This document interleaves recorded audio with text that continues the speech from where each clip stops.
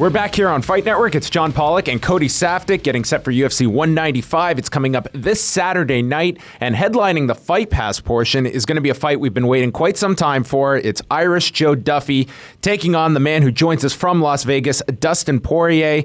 Dustin, I'd like to start things off by asking how your holiday was, but I imagine you didn't get much of a holiday over the last couple of days. Yeah, man. Thanksgiving and Christmas, I didn't get to eat a whole lot or anything, but it was good, man. It was fun. Are you hopefully going to get to have a bit of a belated Christmas after this fight on Saturday? Are you going to get to celebrate and have your real celebration after the fight?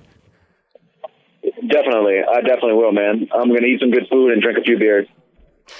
Being at 55, I mean, you can definitely enjoy it a little bit more. And you posted some pictures, Dustin, and you're really starting to fill out that frame. Being that now this is your third fight back in the division, are you really starting to feel yourself? Yeah, like you said, I'm starting to fill my frame out, and my body's making the adjustments. It takes time to, re-regulate everything because I've been depriving my body for a while. So, it's just catching up and getting back to where it's supposed to be, and I feel incredible. There's been a big discussion of late about weight classes, whether there should be additional weight classes implemented in promotions across the board. If Dustin Poirier had his way, what would be the perfect weight that you could fight at? Would it be your natural walk-around weight? If I can have the perfect weight, yeah. If everybody was doing it, I'd fight at 170 pounds. It seems that that's the biggest stumbling block, is that so many fighters, they would love to just get rid of weight cutting, but there's just no one believes that this could actually take place. Do you foresee that there are, with the further education we're getting and more ideas being presented, that something as radical as that idea, it could be something that becomes a reality in the next few years? Man, guys are always looking for the edge, whether it's being a couple pounds bigger or a little bit faster. So I think it's going to be, it's never going to be fully solved. All guys are always going to be trying to cut a little more than the next guy to be the bigger guy or whatever else, Now, you've had to put back-to-back camps essentially here for Joseph Duffy. If you were at 145 pounds, a lot of the camp, you're focusing on the weight cut, you're focusing on the dieting. Now you got to go back-to-back, you got to do that all over again, and that just takes its toll on your body. Do you think you would have been able to do that in the same situation at 45? Or is at 55, it's like, okay, I'm not straining my body, I can do 2 camps back-to-back and not have to worry about it? You know what, man, that's a really good question. I didn't even think about it.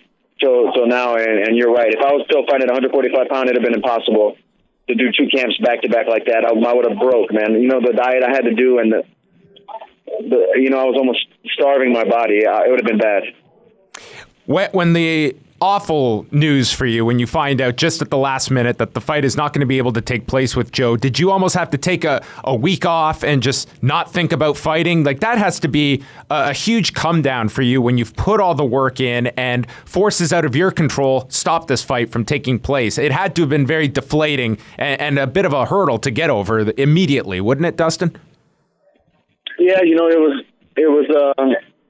was upsetting, but I came back to Florida and took off about a week and a half, 2 weeks, let my body readjust, ate some good food, and then jumped right back into camp. And, my body picked right back up where I left off. Well, how's the motivation coming back into the second time around? I mean, obviously fighters kind of always motivated, but you go from headlining a Fight Pass card to, still being on the Fight Pass portion, but obviously the talk, people saying, they feel that it's buried. Obviously they don't get that, it was supposed to be on Fight Pass. It remains on Fight Pass. Are you more motivated when you're headlining a card, you're fighting last on it, as opposed to fighting so early on?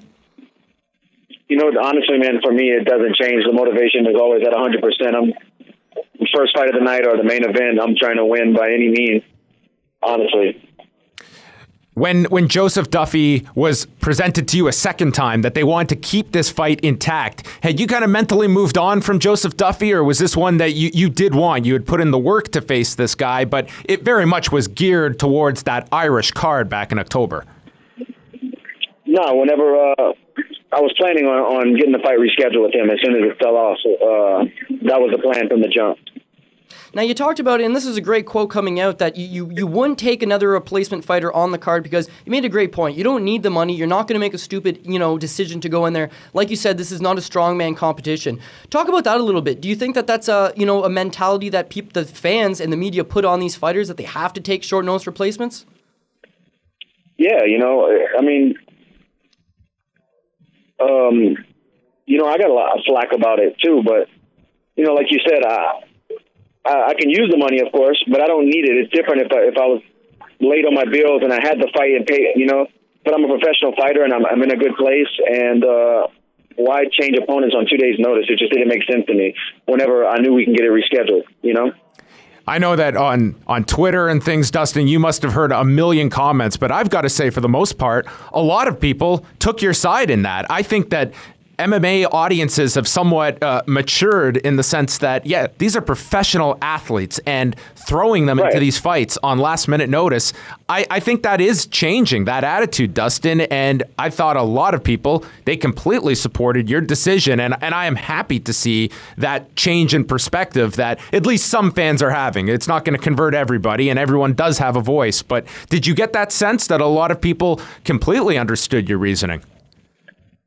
Yeah, a lot of I feel like more of the educated fans definitely took my side. Now, as well, on Saturday night, your teammate Robbie Lawler is going to be in action. It's a very busy time, as always, around ATT. Tell us just a bit about how Robbie's been looking in camp and what you're expecting from that fight with Carlos Condit on Saturday night. Man, that fight's going to be nuts. The fans are definitely in for a treat for that one. But, man, Robbie's always the same. He's a hard worker, really quiet, stays to himself and just shows up every day and does what he has to do. He's a warrior, man. I've been fortunate enough to be in his corner once when he fought Hendricks and to see the guy in the back, and the guy's a killer. I'm excited to watch him fight. That's another good thing about fighting early in the afternoon. I'm going to fight, go shower, get something to eat, and I'll have a great seat to watch Robbie keep his belt.